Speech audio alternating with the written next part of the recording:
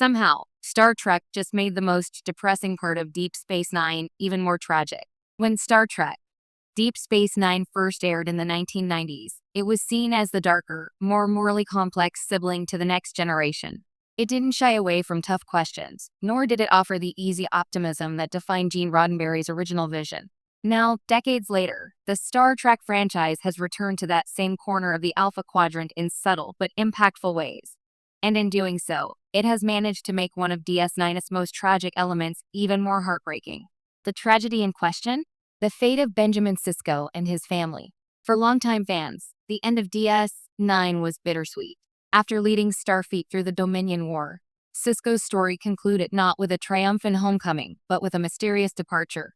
He was taken by the Prophets, existing outside of linear time, leaving behind his wife Cassidy and his son Jake with no clear promise of return. It was ambiguous, spiritual, and poetic, but also undeniably cruel. Jake had already grown up largely without a mother, and now his father was gone too, swept into the Celestial Temple. At the time, fans could comfort themselves with the idea that perhaps Sisko would return eventually. The ambiguity left room for hope. But modern Trek has been quietly closing that window, and in doing so, it has made DS9's ending even more tragic than it originally was. Revisiting DS9's legacy. Newer Star Trek shows like Star Trek, Lower Decks, and Star Trek Prodigy have brought back elements of DS9 with love and care. Quark, Kira, and even the station itself have all made nostalgic appearances. But what's notable is what's missing. Benjamin Sisko has never returned. In universe, his absence has become increasingly stark. In Lower Decks, we see DS9 thriving as a bustling station, complete with cameos that remind us of its glory days. But Sisko's name is treated almost like a ghost, acknowledged in passing but never celebrated directly. For a man who quite literally saved the Alpha Quadrant, that silence is deafening. And in Prodigy, when Starfleet cadets explore the legacy of the Dominion War, Sisko's role is contextualized but never given the spotlight it deserves. It's as if the franchise itself is reinforcing the idea that Sisko is permanently gone, existing beyond the reach of those he left behind. That stings even more when you think about Jake. The Jake-Sisko question. Jake's story has always been quietly tragic. Unlike Wesley Crusher or Nog, who pursued Starfleet careers, Jake chose a different path. He wanted to be a writer, an observer of humanity rather than an actor in galactic conflicts. That made him uniquely vulnerable to the personal consequences of war and loss. In the episode The Visitor, we were given a chilling glimpse of what Jake's life might look like if his father were trapped outside of time. The older Jake, played by Tony Todd, sacrificed his entire life to bring Ben back for just a moment. That vision was supposed to be a what if, not canon. But it resonates even harder now that modern Trek seems to imply that Jake really did grow up without his father's return. When you pair the canonical ending with the haunting possibility of The Visitor, Jake's character becomes one of the most tragic figures in all of Star Trek. He doesn't have the solace of a Starfleet career or a found family among officers.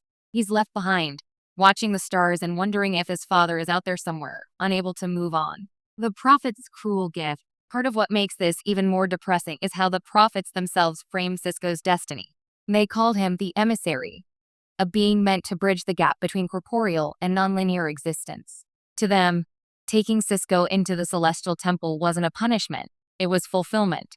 But to his family, it was abandonment dressed up as divine purpose. The franchise's more recent portrayals of Byron Faith have emphasized its resilience and strength, but also its cost. Sisko didn't ask to be the emissary, and Cassidy didn't marry him thinking she'd be widowed by gods. The more Star Trek leans into the Prophet's mysterious, untouchable nature, the more it reinforces that they were indifferent to the human toll of their choices. In other words, the more we learn about the Prophets, the sadder Sisko's departure becomes. Star Trek's new tone of finality. What makes all of this even heavier is that modern Star Trek shows aren't just nostalgic throwbacks, they're establishing canon. By revisiting DS9 without Sisko, they are implicitly saying, he's not coming back. He's not a hero waiting in the wings, not a captain ready for one more mission. He's gone. That decision feels deliberate. In an era where legacy characters often return for cameos or surprise arcs, the refusal to resurrect Sisko reads as intentional preservation of his tragic ending. But in doing so, it strips away the hopeful ambiguity that once softened the blow for fans. Now, DS9 doesn't just end with loss. It lingers there, unresolved. for decades of canon afterward. The weight of what's left behind. Ultimately, this choice reflects what made Deep Space Nine unique all along.